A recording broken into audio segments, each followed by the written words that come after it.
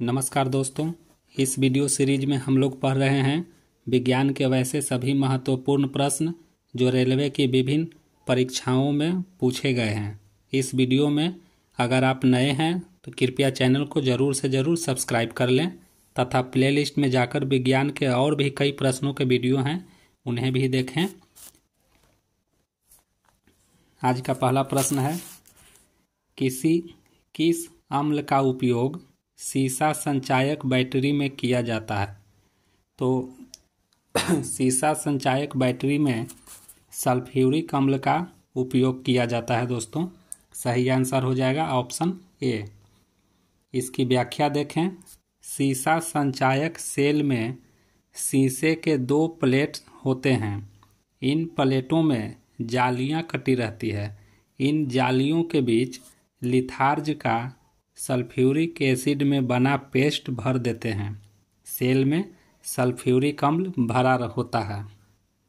अगला प्रश्न है दोस्तों, कैल्शियम कार्बाइड पर जल डालने से क्या बनता है? तो कैल्शियम कार्बाइड पर जल डालने से अभिक्रिया फलस्वरूप एसिटिलीन गैस बनता है दोस्तों। इसकी व्याख्या देखते हैं। कैल्शियम कार्बाइड पर जल डालने से एसिटिलीन गैस बनता है। कैल्शियम कार्बाइड का रासायनिक सूत्र होता है CaC2। अगर हम इसका जल के साथ अभिक्रिया कराते हैं तो कैल्शियम हाइड्रोक्साइड तथा एसिटिलीन C2H2 गैस बनता है। अगला प्रश्न है, निम्नांकित में से कौन सा परऑक्साइड आयन उपस्थित न होने वाला यौगिक है? अर्थात आपके पास चार ऑप्शन में दिए गए हैं दोस्तों, चार यौगिक का नाम दिया गया है। इनमें से कौन ऐसा यौगिक है जिसमें परऑक्साइड आयन उपस्थित नहीं होता है? तो आपको बता दें, ऑप्शन नंबर ए तथा ऑप्शन नंबर बी, इन दोनों में परऑक्साइड आयन की उपस्थिति नहीं होती है। व्याख्या देखते हैं। बेरियम परऑक्साइड तथा हाइड्रोजन परऑक्साइड परऑक्साइड आयन देते हैं, जबकि सोडियम ऑक्साइड तथा लेड ऑक्साइड परऑक्साइड आयन नहीं देते हैं। अगला प्रश्न है, इनमें से कौन सा यौगिक एक परऑक्साइड नहीं है? तो सही आंसर हो जाएगा PbO2। अगला प्रश्न है, नींबू रस का pH होता है कितना होता है? नींबू रस का pH मान कितना होता है? तो नींबू रस का pH मान 2.4 होता है। व्याख्या देखते हैं। नींबू में साइट्रिक अम्ल पाया जाता है दोस्तों, जिसका pH मान 2.4 होता है। वैसे तो आप जानते होंगे कि जिस विलयन का pH 7 होता है वह उदासीन होता है। 7 से कम pH वाला अम्लीय, 7 से अधिक pH वाला क्षारीय विलयन होता है।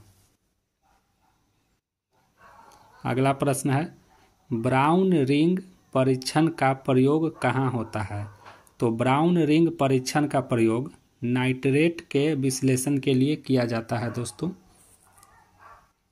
अगला प्रश्न है, सोडा वाटर क्या है? सोडा वाटर एक कोलाइड है। सही आंसर सी। व्याख्या इसकी, soda water, carbonated water, club soda, sparkling water इत्यादि नामों से जाना जाता है, जो कि एक कोलाइड है।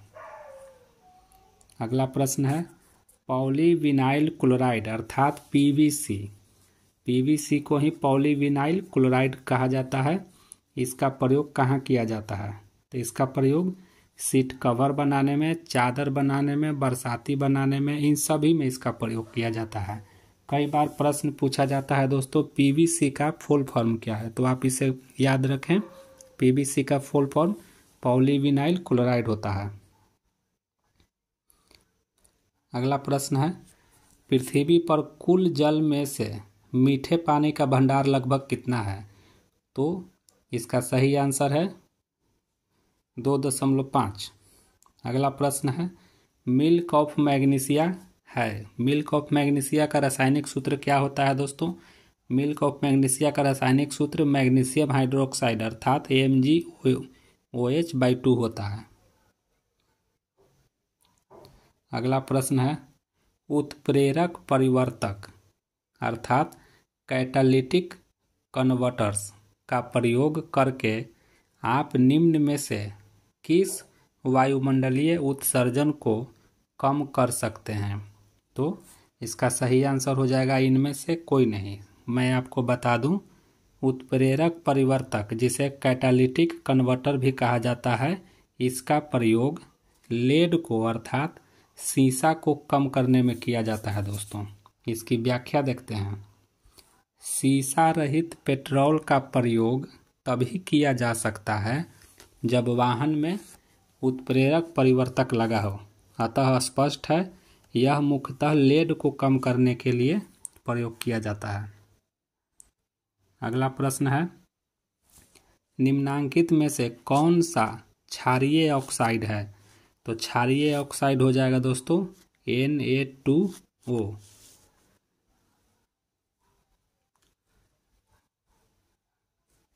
अगला प्रश्न है, एल्यूमिनियम सल्फेट का प्रयोग किया जाता है। एल्यूमिनियम सल्फेट का प्रयोग कहाँ किया जाता है? तो ऑप्शन है आपका कपड़ा की छपाई में, आग बुझाने में, इन दोनों में इसका उपयोग किया जाता है। दोस्तों, इसकी व्याख्या देखते हैं। एल्यूमिनियम सल्फेट का प्रयोग कपड़ों की छपाई तथा आग बुझाने दोनों में होता है।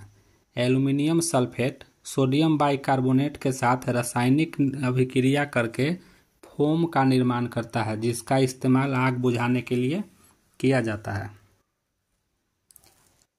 अगला प्रश्न है, प्रतिकण अर्थात एंटी पार्टिकल की उपस्थिति को सैद्धांतिक रूप से किसने प्रतिपादित किया? तो इसको किया था दोस्तों P.A.M. डिरॉक ने। अगला प्रश्न है, समुद्र के जल में क्या पाया जाता है? तो आप जानते हैं समुद्र के जल में आयोडीन पाया जाता है। यहाँ पर 4 ऑप्शन हैं, चारों में आयोडीन सही हो जाएगा।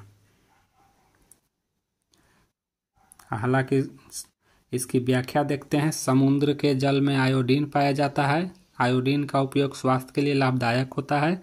वैसे आप जानते हैं कि समुद्र के जल में सोडियम क्लोराइड, मैग्नीशियम क्लोराइड भी पाया जाता है, लेकिन यहाँ ऑप्शन में वो सब नहीं है, सिर्फ आयोडीन दिया गया है।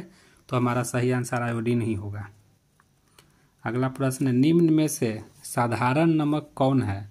तो साधारण नमक उसे कहते हैं दोस्तों जिसे हम लोग खाना खाने के लिए प्रयोग करते हैं, जिसका रासायनिक सूत्र होता है सोडियम क्लोराइड। तो निम्न में से साधारण नमक कौन है? सही ऑप्शन ए, सोडियम क्लोराइड। अगला प्रश्न है, सल्फ्यूरस अम्ल का एनहाइड्राइड कौन है?